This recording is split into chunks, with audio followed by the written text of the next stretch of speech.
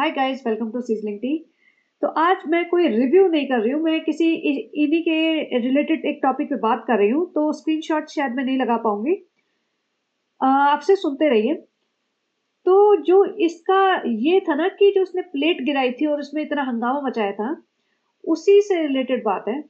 जब इसकी शादी हो रही थी ना, तो भाई और भाभी ऐसे रो रो के हंगामा मचा रहा था। भाई इसकी गोद में सर रख के रो रहा था। आप सबने देखा होगा, जो भी इसको ज्यादा टाइम से फॉलो करते हैं उन्होंने देखा ही होगा। और नहीं तो मैं स्क्रीनशॉट ढूंढ के लगा भी दूंगी, चलो।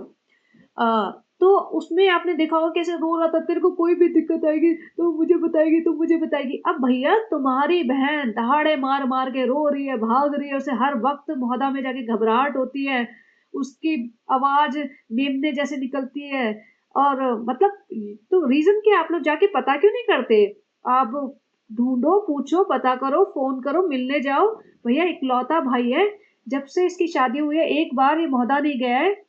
वैसे बातें बड़ी बड़ी कर रहा था, शादी में कोई भी दिक्कत होगी मुझे बताएगी तू। और रो रहा था, आंसू बहा रहा था। भाभी तो माँ बनी हुई थी, ये बाप बना हुआ था। अब क्यों नहीं जा रहे हो पूछने, पता करने, भैया क्या हो रहा है मोहदा में, खुश क्यों नहीं है, प्रॉब्लम क्या है, क्या चल रहा है, क्या नहीं? या इन लोगों ने तो बिल्कुल शादी के बाद हाथ खड़े कर लिए कि अब तो तू घर से हो गई विदा, अब तू निकल और हमारे घर भी मत आ। हमारे घर भी हम तभी आ जब ईद पे हम तेरे को बुलाते हैं, और आ, और 1 2 3 करके निकल ले। कोई ब्लॉग भी शूट नहीं करेगी, ये मेरा कंटेंट है मेरे घर में। अब तो ये हाल हुआ पड़ा है। तो जिन जिन लड़कियों की शादी होती है, मायके वाले ऐसे हाथ पीछे खड़े नहीं कर लेते कि भैया अब हमारे बस की नहीं है।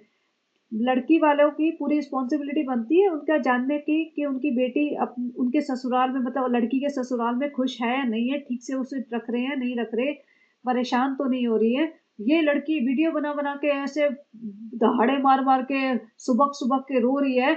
और जो वीडियो को मतलब 3 मिलियन लोग देखते हैं, इसके 3 साढ़े 3 मिलियन सब्सक्राइबर्स हैं। और अब देखो, या तो इनको पता है कि ये तो ड्रामा करती रहती है, वीडियो के लिए कुछ भी कर सकती है, ये तो अपना जमीर भी बेच सकती है, इसको तो कुछ पड़ी नहीं है, या तो ये पता ही है इनको कि इसे ये सब ड्रामे हैं, रोज के चलते हैं इसके, हमें कोई फर्क नहीं पड़ता।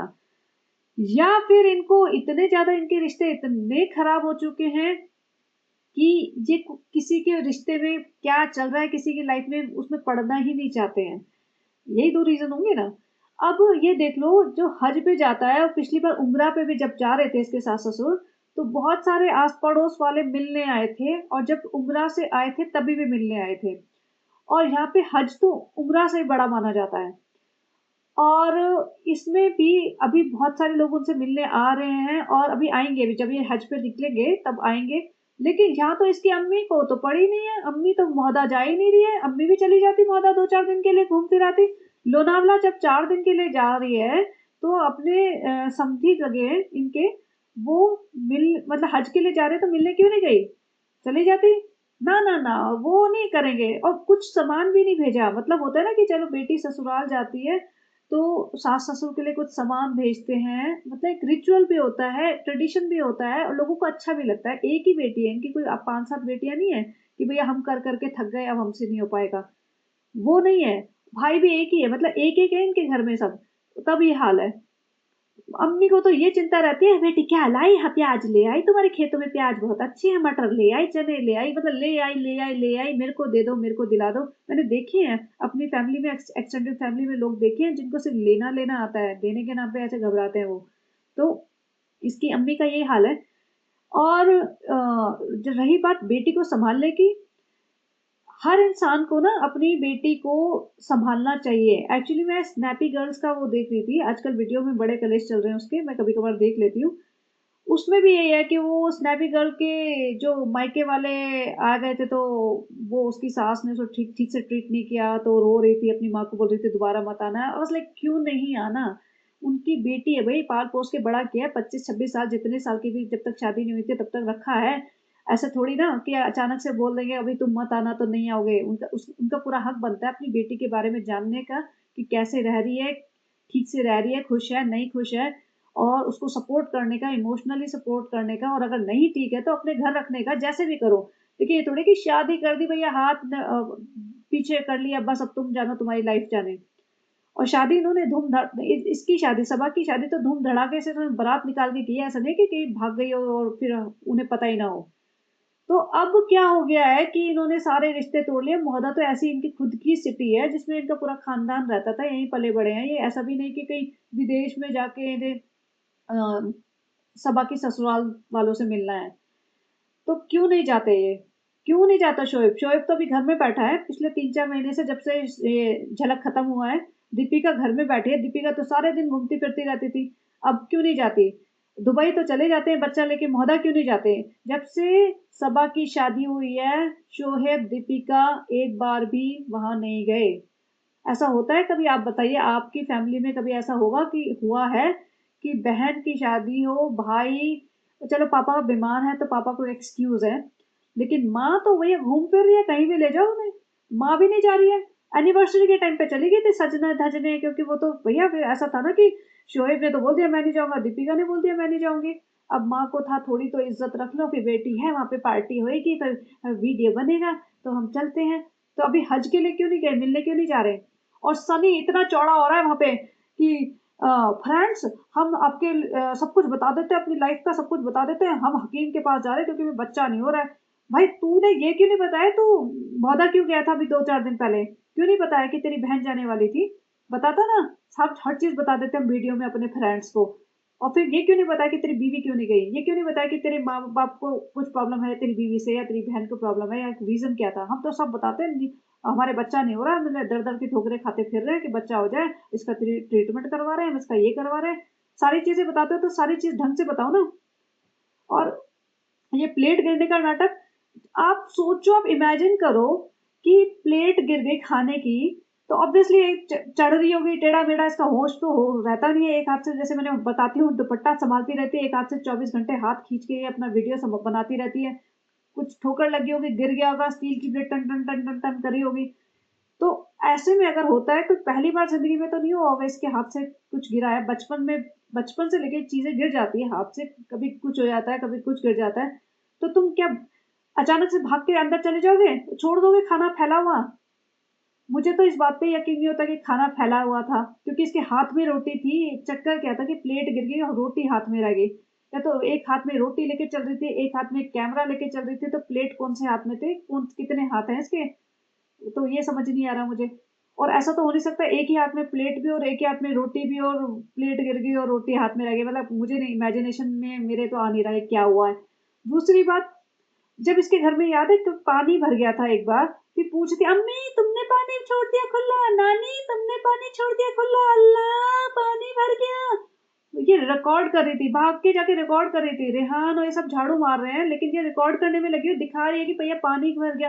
अल्लाह हमारे गद्दे भी खराब हो गए, अब क्या होगा, वो सब करती फिर रही थी। तो खाना गिरा हुआ क्यों नहीं दिखाया बे?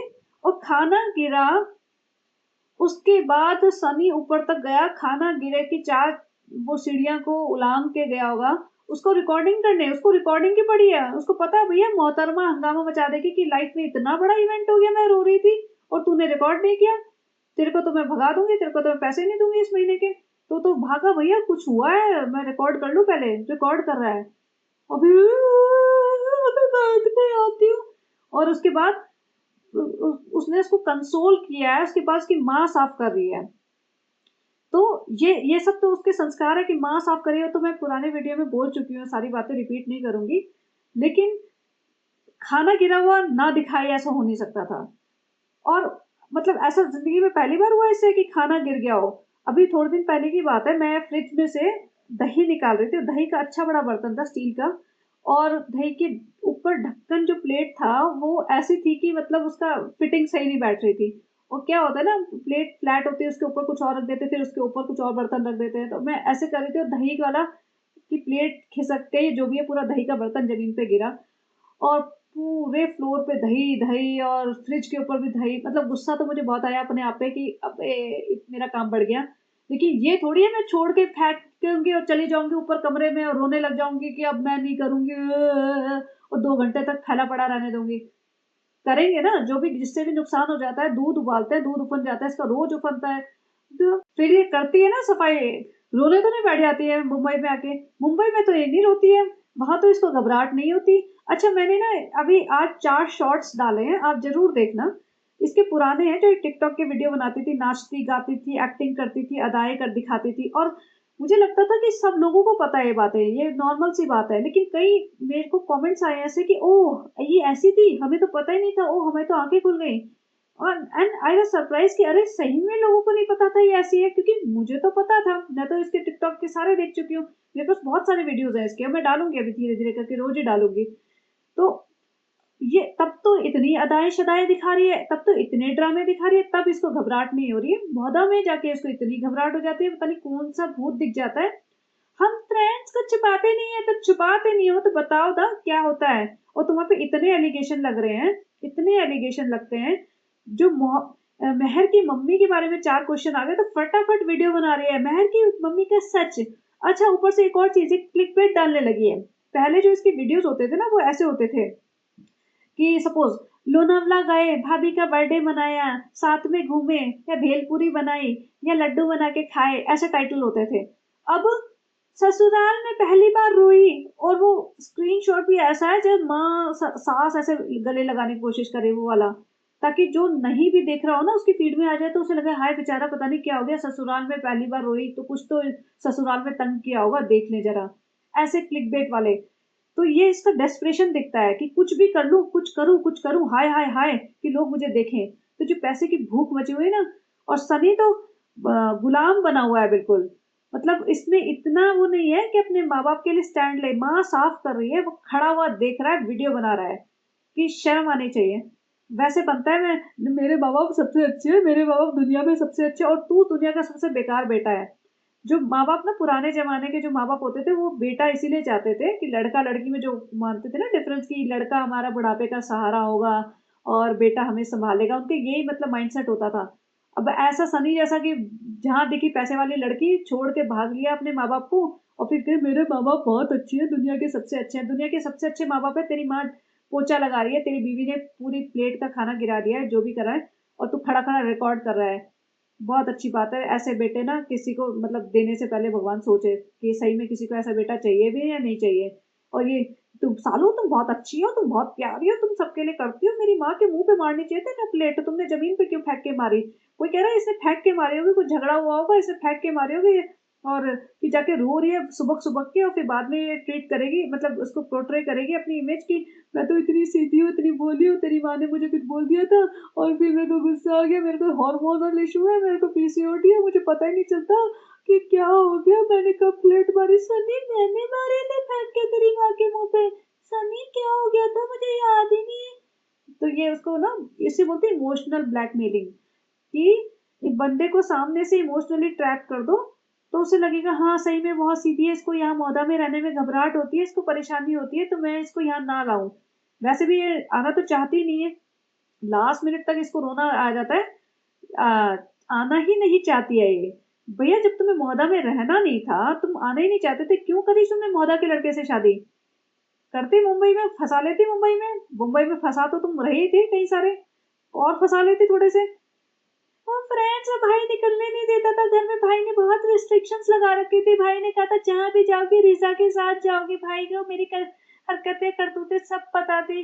फ्रेंड्स फिर मैं क्या करती, फिर मौदा फिर मैं ही आती थी ना मैं अपनी अम्मी के साथ, तो फिर अम्मी ने कहा था मौदा में ही देख लो, कोई तो मिल जाएगा, तो फिर मौदा में ही देख लिया। और आपने देखा है ना मुझे लड़कों के साथ रहना कितना अच्छा लगता है, मुझे अकरम फैजी जो भी मिल जाए, मेरी ऐसी बत्ती सी निकल के आती है, मेरी चमक बाहर आ जाती है चेहरे की। तो आपको तो अभी दिख ही गया होगा, इसको तो बार बार बोलने की जरूरत ही नहीं है।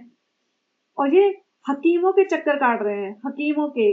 अगर ये हकीमों के चक्कर सही में काट रहे हैं तो दिखाओ भैया कौन से हकीम जा रहे हो। बल्कि ये सब चीजें रिग्रेसिव चीजें तुम्हारे इतने बड़े तुम इन्फ्लुएंसर बने बैठे हो, ये दिखानी भी नहीं चाहिए। 1.5 साल हुआ नहीं है ऐसे हकीमों के चक्कर काट रहे जैसे पता नहीं औलाद हो जाएगी तो क्या ही हो जाएगा तुम्हारी जिंदगी में। तुम खुद तो अच्छी औलाद बन जाओ अपने माँ बाप के लिए। और मैं इक्वालिटी की बात करती हूँ हमेशा, वुमेन एम्पावरमेंट की बात करती हूँ, but it does not mean कि एक पार्टी इतनी बेवकूफ हो और एक पार्टी इतनी सर पे चढ़ जाए, ये भी नहीं होता। इक्वालिटी में होता है दोनों पार्टी मेल एंड फीमेल को इक्वली ट्रीट करो। यहाँ तो सनी एकदम हाथों में चूड़ियां मेहंदी वेहंदी लगा के बैठ जा सनी तू, और तेरी विदाई होगी ना तो अच्छे से मौदा से विदाई करवा तू। तेरे को ये मतलब अपने मायके में आया कर बिल्कुल 2 दिन के लिए, साल में वो भी। और इसको इतनी घबराहट हो रही है, प्लेट गिर गई है, सनी वो खाना खराब हो गया था ना, अच्छा नहीं लगता, अच्छा नहीं लगता खाना। भर भर के जो केक बनाती है ना वहाँ पे, वो खराब नहीं होता। एक और चीज़ जो मेरे एक सब्सक्राइबर ने लिखी, तो उसके बारे में बताती हूँ। जब इसका अबॉर्शन हुआ था, जब इसका मिसकैरेज हुआ था, शादी के 3 महीने बाद, 3-4 महीने बाद, जब ईद पे जब शोएब ने इतना वो बताया था इसके बारे में, तब तो इनके घर में फेस्टिवल का माहौल चल रहा था। अम्मी तो दुल्हन बनी हुई थी, सारे नाज़ा बेटी सब लिपस्टिक लगा लगा के सज धज के आए थे, ये भी आराम से घूम रही थी। और फिर मतलब वो उस टाइम इसका मिसकैरेज हो चुका था 1 आध दिन में ही। और फिर ये नॉर्मल थी, चलो हुआ जो भी हुआ। उस टाइम इसको घबराहट नहीं हुई, इतना फपक के तो ये तभी भी नहीं रोई। और तब मतलब जो मिसकैरेज होता है किसी लेडी के साथ, वो बहुत मतलब सेंसिटिव चीज़ है। और मतलब लड़कियां बहुत टाइम लग जाता है उन्हें इस चीज़ से, इमोशनल ट्रॉमा से बाहर आने में महीनों लग जाते हैं, या कई बार जब तक बेबी नहीं हो जाता तब तक वो परेशान रहती हैं, टेंशन में रहती हैं। तब इसको कोई घबराहट नहीं हुई, तब ये नॉर्मल थी। 2-4 इन्होंने वीडियो शूट कर दिए और उसके बाद से नॉर्मल वही खाना-पीना, घूमना-फिरना चालू हो गया। यहाँ मौदा में आते ही इसको प्लेट गिर गई थी, घबराहट हो रही है हमें, घबराहट। वहाँ पे जैसे अबॉर्शन वगैरह हो गया था, इसका मिसकैरेज हो गया था, तो उसके बाद अगर ये कई बार सैड होती, अपसेट होती या इस टाइप का कुछ हो रहा होता, तो समझ सकते हैं कि भई इस रीज़न से हो रहा है। उसके बाद से तो इन्होंने इतना वेट गेन कर लिया, इतनी अय्याशियाँ, शादियों पे शादियाँ। जमशेदपुर की शादी में तो ऐसे बावली हो गई थी जैसे मतलब इसकी खुद की शादी हो रही हो। इसकी खुद की शादी में इतने इसने कपड़े नहीं बदले होंगे जितने जमशेदपुर की शादी में बदल लिए थे। मौदा की प्रिंसेस बनी हुई थी, वहाँ पे इसको फूलों से स्वागत कर रहे हैं, फैल गई है एकदम सारी जगह जाके, सेलिब्रिटी बनी हुई है, तब इसको घबराहट नहीं होती है। मौदा के एक कमरे में जाते ही इसको ऐसी घबराहट का भूत चढ़ता है। और शोएब बोलते हैं ना, प्यार बांटिए, फ्रेंड्स अपने माँ बाप का ख्याल रखिए, प्यार बांटिए, ये सब। तो भैया तू तो प्यार बांट ले पहले अपने सगे रिश्तों के साथ, बाद में बात करना, दूसरों को बाद में सिखाना। ये ज्ञान जो देते हैं ना, अननेसेसरी ज्ञान, वो ज़रूरत से ज़्यादा ही दे देते हैं। तो आप बने रहिए। और मेरे 1-2 वीडियोज़ आएँगे जो इनके रिव्यू पे नहीं होंगे, ऐसे ही पॉडकास्ट बनाऊँगी 1-2, मैं इसमें डाल रही हूँ स्क्रीनशॉट कुछ। और आप इसके शॉर्ट्स जो मैंने बनाए हैं, वो प्लीज़ देखिए और आपको असलियत पता चलेगी। तो चलिए गाइस, बने रहिए and have a great day. Bye bye.